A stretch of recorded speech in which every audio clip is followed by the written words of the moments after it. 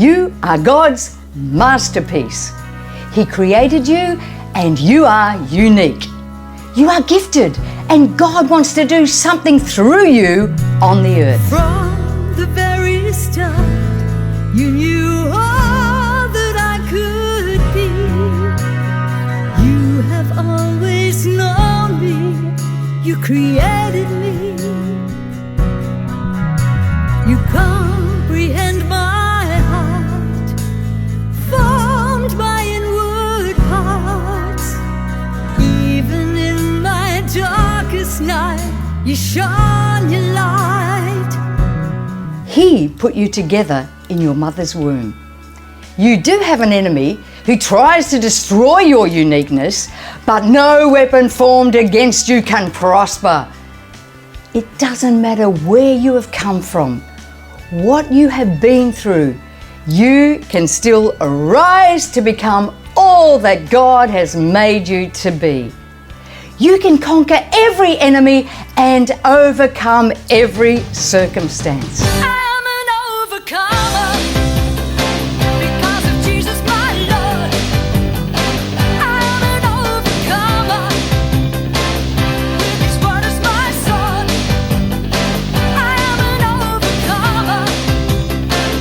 Jesus paid for my sin. I'm an overcomer. I've been raised up with Him. We see in Genesis 1:27, God created man in His own image. In the image of God He created them, male and female. Verse 28 says, "Then He blessed them, and God said to them, 'Be fruitful and multiply, fill the earth and subdue it. Have dominion over the fish of the sea, over the birds of the air, and over every living thing that moves on the earth.'" God had a desire to build a dwelling place for Himself here on the earth. He wants to reveal His character and authority to the world through us. We should never live on a level of existence lower than that which God has made it possible for us to live. We should strive to be the best we can be and reach the highest level that we can. I will rise up and take the challenge set before my life. I will rise up and take the challenge.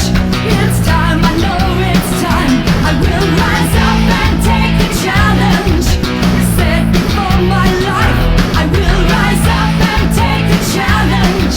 It's time, I know it's time. God is depending on you to live life to the full and to reveal Himself to those in your sphere of influence, to your family, to your community and culture. It doesn't matter what your background is, where you have come from, God can use you powerfully. You are valuable.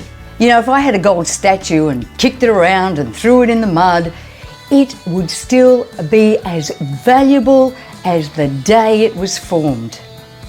Now, the mud may have to be cleaned off for that value to be recognized, but its value doesn't change because of what it goes through. No one has ever given worth the way that you have. You give back value. No one has ever offered new birth the way that you have, with new plans to pursue. A love so real I can't refuse. A love that I could not ever lose. In the Bible, there were many people who came from obscurity and had great influence. For example, in the book of 2 Kings, chapter 5, we see fruit that comes out of an obscure girl with humble means. Naaman was a mighty man of valor, but he had leprosy.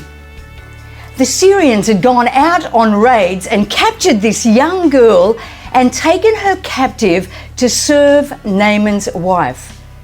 She said to her mistress, "There is a prophet in Samaria and he can cure your husband's leprosy." Naaman went to Elisha's house, who sent him to wash in the Jordan 7 times. After he dipped 7 times, as the man of God told him to, his flesh became healed. He declared, "Now I know there is no God in all the world except in Israel." Now, this girl had been captured and mistreated, and because of that trauma, she could have been bitter and held unforgiveness in her life. But she looked past all of the trauma and put her faith out there and allowed herself to be used of God. This obscure young girl was instrumental in Naaman's healing. As you walk by faith and step out in obedience, God's faith will meet you. If you trust in God, He can do things with you, no matter what you've been through and what your circumstances are. Keep fighting the fight of faith until breakthrough comes. Don't get discouraged. Keep pressing on, keep believing, and see what God can do through you.